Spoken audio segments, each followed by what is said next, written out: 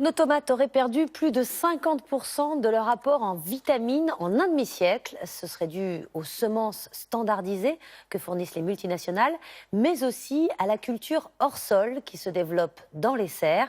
Voyez cet extrait de l'enquête de Cache Investigation signée Linda Bendali et Quentin Agloff. D'après la légende, les légumes, c'était mieux avant. Nous avons examiné un par un les 70 fruits et légumes les plus consommés par les Français.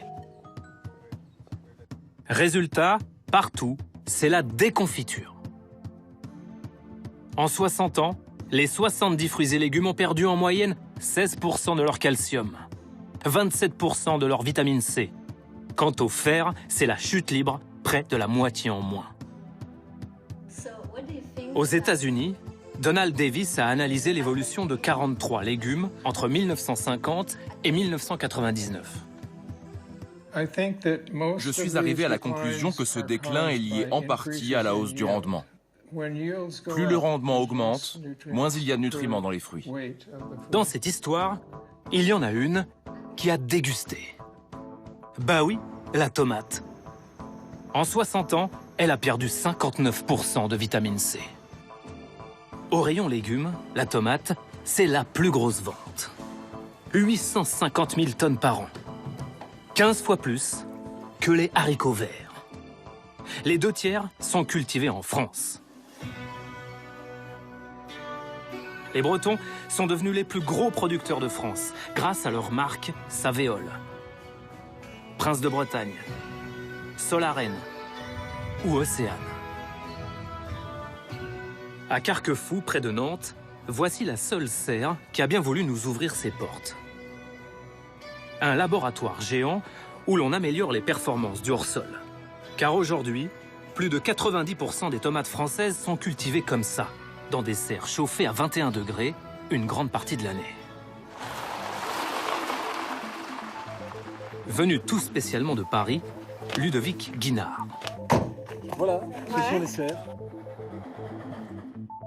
Vous avez ici un sol reconstitué. Ouais, mais dans il y a quel... quoi dedans? Je peux toucher? Ah, vous pouvez toucher là pour le coup. Ah, mais c'est de l'éponge presque. Exactement. On a utilisé de la laine minérale, nous. Monsieur Guinard, vous n'excluez pas du tout que la culture hors sol soit une des causes de la perte de valeur nutritionnelle des tomates. Je n'exclus pas que les variétés choisies pour être utilisées aujourd'hui dans ces formats-là n'aient peut-être pas le même niveau de nutriments que celles qui sont choisies pour être en sol.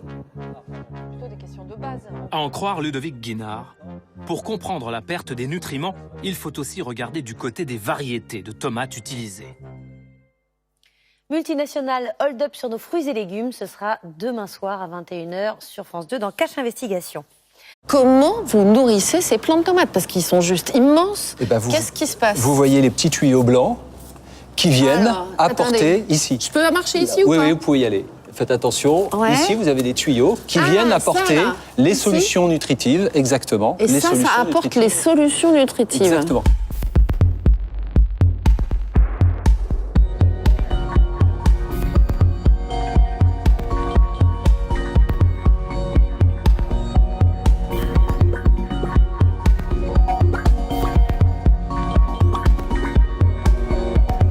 Nous sommes dans une légère surpression pour que les insectes qui ne nous intéressent pas restent à l'extérieur et ne viennent pas dégrader la plante.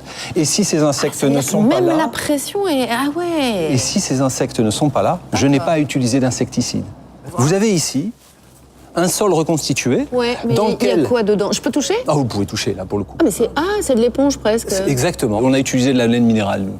On va pouvoir lui apporter les nutriments qui vont bien. On maîtrise complètement les choses. Les virus ne vont pas s'y développer. Et c'est quoi vos solutions nutritives? Il y a quoi dedans? Eh ben, de l'azote, du phosphore, du calcium, du magnésium, du potassium, tous les éléments nécessaires à faire grandir cette plante qui a besoin de la même chose ici qu'elle en a besoin à l'extérieur. Mais est-ce que ça veut dire que ce système-là, il permet de produire plus vite et quasiment toute l'année?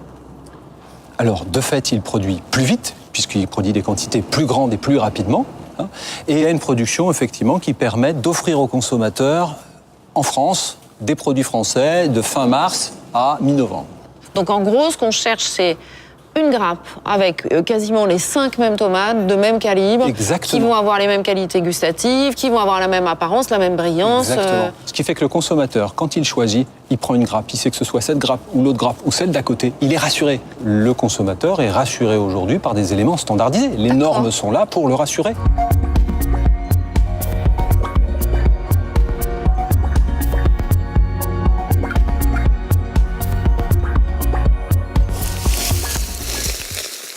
Là, il y a de la paille, et sous la paille, c'est humide. La paille est humide, elle est en décomposition, et il y a des vers de terre, il y a plein de micro-organismes. Et ça, c'est une diversité qui apporte vraiment les éléments nutritifs et les qualités gustatives des fruits. La culture hors sol, que je connais assez bien parce que j'ai travaillé en culture hors sol, on apporte des engrais chimiques et on fait des solutions nutritives. Mais c'est qu'une partie, parce que pour l'instant, on n'a pas réussi, et je pense qu'on n'y arrivera jamais, à recréer un milieu qui est plus nutritif et plus équilibré que la Terre.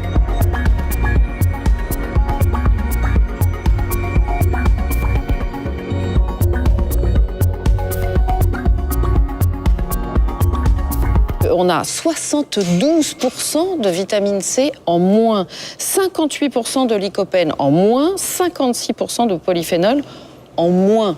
Qu'est-ce que vous en pensez? Alors, moi, je suis scientifique, ça m'intéresse tout de suite. C'est-à-dire que tout résultat m'intéresse dans un premier temps de savoir qu'est-ce qu'il y a derrière, quels ont été le protocole. Et puis derrière, on va chercher à savoir pourquoi, pour changer les choses. Alors moi, je vais peut-être pouvoir vous aider un petit peu, parce que justement, on a comparé les tables de composition nutritionnelle des tomates de 1960 avec celles d'aujourd'hui. Et alors, c'est très étonnant. Comment avez-vous fait ça? Parce qu'on a retrouvé des tables nutritionnelles de tomates d'il y a 60 ans. Et puis, justement, on a regardé, on a comparé avec des tables nutritionnelles de tomates d'aujourd'hui. Et notre tomate, elle s'est complètement vidée en substances nutritionnelles. Moi, je serais très intéressé d'avoir vous les donnez, les documents. Non, mais qu'on puisse... Parce que, comme je vous dis, ça ne rentre pas dans nos champs d'études. Selon certains experts qu'on a interrogés, des agronomes, des chercheurs en biologie végétale, c'est justement la culture hors sol qui serait à l'origine de cette baisse de valeur nutritionnelle, ou culture en substrat, comme vous dites.